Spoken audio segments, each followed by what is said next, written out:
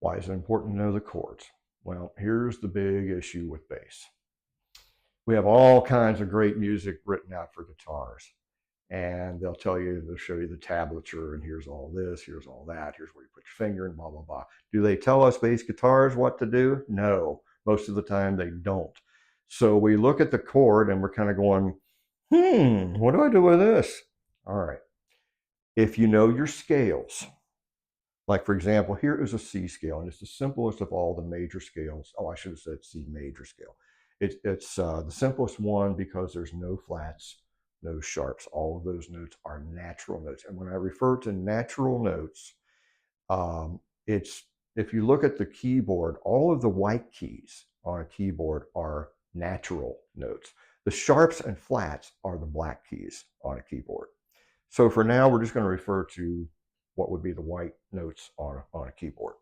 So C, D, E, F, G, A, B natural, C. And then it's a good idea as you're learning your scales. It's easy to go up, but coming back down, you got to think about it a little bit harder for some reason. At least I do. And most of the students that I teach privately have that same problem. They go up just fine. It's like going up a ladder, and then when you look down, it's like, oh, I came up this high. Oh, what do I do now?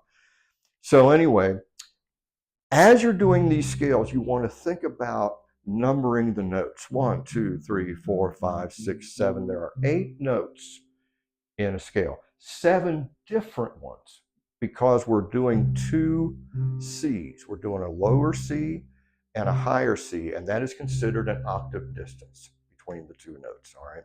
So it's actually 7 different notes, but we complete the scale by doing the octave note.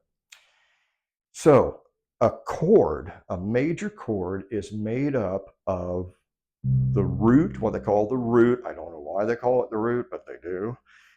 It's just the first note of the scale. So don't be confused by root, because it's just the first note of whatever scale that you're playing. Root, the third note, and the fifth note.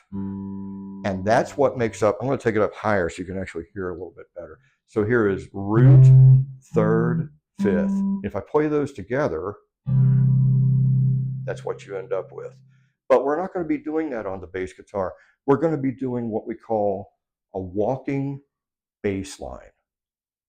So, for example, root, 3, 5, come back to third. As you see, we're only playing one note at a time. And I'm sure you'll recognize this.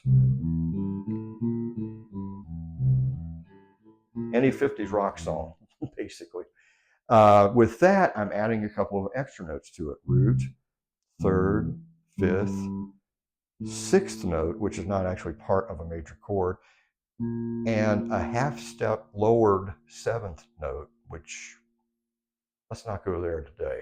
But I just wanted to show you how a walking bass line might work, okay? So again, root, third, fifth,